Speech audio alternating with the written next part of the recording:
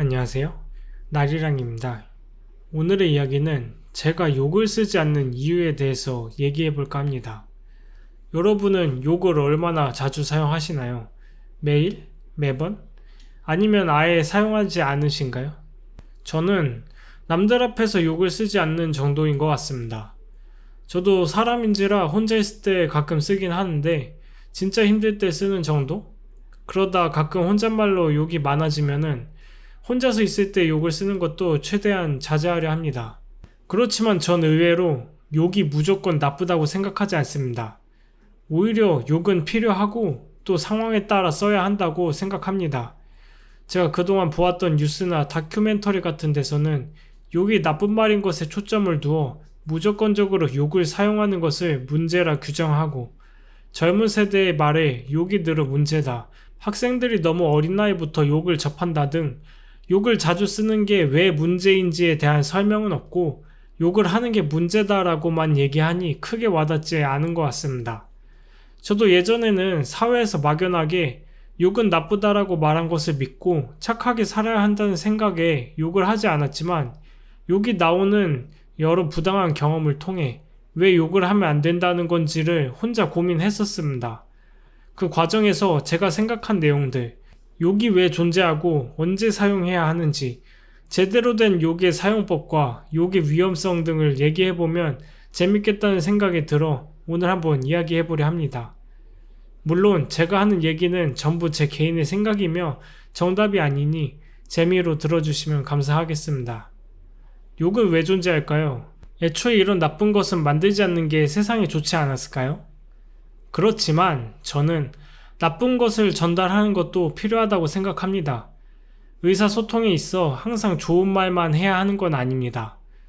예를 들어 서로 사랑하는 부모 자식 간의 관계에 있어서도 자식이 잘못을 했으면 그 잘못에 대한 제대로 된 훈육을 해야 하고, 누가 내게 모욕적인 언행을 하였다면 그 무례함이 잘못된 것이라는 것을 확실히 얘기해야겠죠. 물론 훈육할 때 애한테 욕은 절대 하면 안 됩니다. 어쨌든 중요한 건 분명히 안 좋은 말도 필요한 상황이 있다는 겁니다. 그런 말을 남발하고 남용하면 문제가 되겠지만 때에 맞게 쓴다면 누군가에게는 정신을 차리게 해주고 자신의 잘못됨을 인지시켜줄 수 있는 도구가 되기도 한다는 것이죠. 제가 들은 것 중 예전에 어떤 연예인분이 한 얘기가 있는데 그분께서 아마 30대에 자신이 굉장히 꼴불견인 모습이었다고 합니다. 한창 연예인으로 잘 나가는 것 때문인지 친구들한테 옳지 못한 행동들을 하였고 그 모습에 화가 난 친구는 뺨을 날렸다고 하였습니다. 그분은 친구에게 싸대기를 맞고 나서 이런 생각을 하셨다고 합니다. 와, 내가 얼마나 꼴불견이었으면 친구가 내 뺨을 때렸을까? 친구가 뺨을 때려준 덕분에 지금 자신의 잘못됨을 인지하고 그러한 자신의 행동을 고칠 수 있는 계기가 되었던 것이죠. 폭력은 누가 봐도 잘못된 행동입니다. 하지만 그 행동이 때론 누군가한테는 자신을 돌아볼 계기가 되어 오히려 성장할 기회가 되어준 것이죠. 그래서 잘 보면 때론 나쁘다고 생각한 것들이 오히려 좋게 작용할 때가 있고, 그것을 뜻하는 인생사 세옹지마라는 말도 있죠. 때문에 이 세상 모든 것은 존재 자체로 좋고 나쁨이 정해져 있는 것이 아닌 언제 어떻게 사용하느냐에 따라 좋고 나쁨이 결정됩니다. 때문에 욕도 애초에 나쁜 것이 아니라 사용하기 나름이다 라고 말씀드리고 싶습니다. 하지만 욕이 나쁜 이미지를 가지고 있는 이유는 욕이 부정의 의미를 가지고 있다는 것, 그것도 아주 강한 부정의 뜻을 가지고 있어서라고 생각합니다.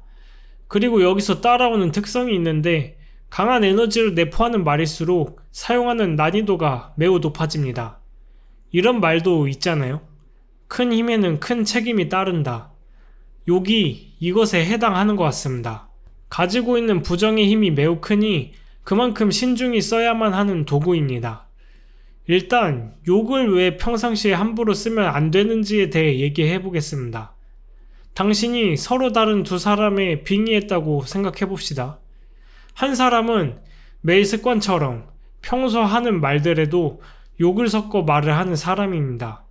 때문에 남들에게는 거칠고 다혈질적인 사람이라는 인식이 있습니다. 다른 한 사람은 평소 절대 욕을 하지 않고 함부로 말하지 않습니다.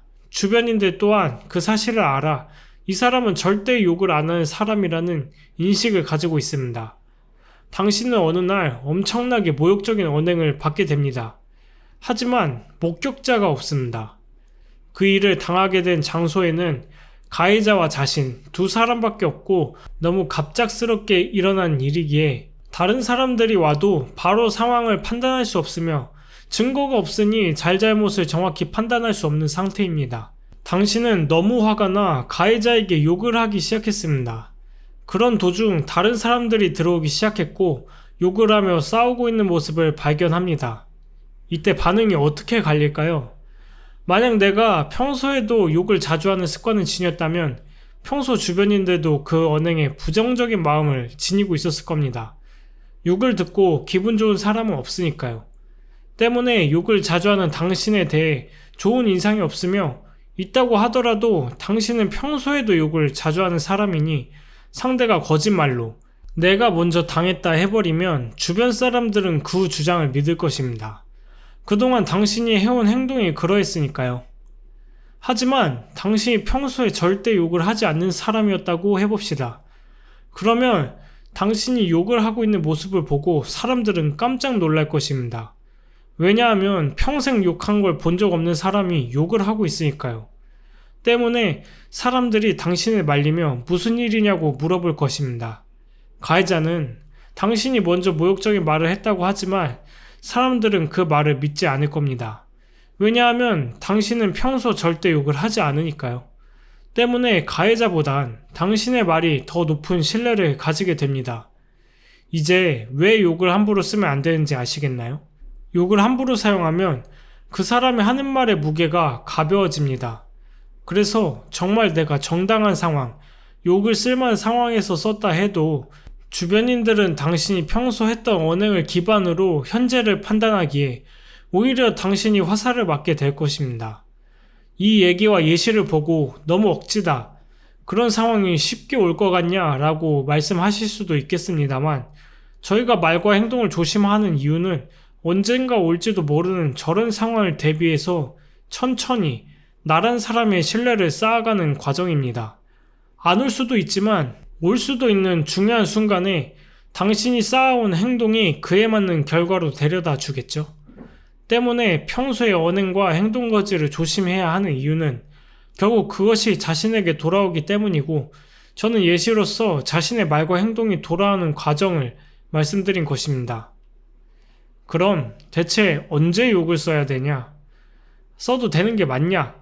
결국 나한테 돌아온다는데 안 써야 되는 거 아니야? 이런 생각이 드실 수 있을 것 같습니다. 이 답에 대한 제 생각을 말씀드려 보겠습니다. 욕은 최후의 수단입니다. 나를 지킬 수 있는 수단이 더 이상 대항밖에 남아있지 않거나 상대가 잘못된 길을 가는데 눈과 귀를 닫아 전혀 말을 듣지 않을 때 그런 순간에 마지막으로 써보는 것이 욕이라고 생각합니다.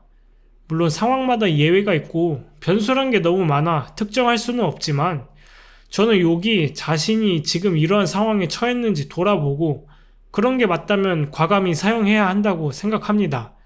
하지만 여기서 중요한 것은 내가 잘못한 사안인데 피해망상으로 나는 피해자라는 잘못된 생각을 조심해야 합니다.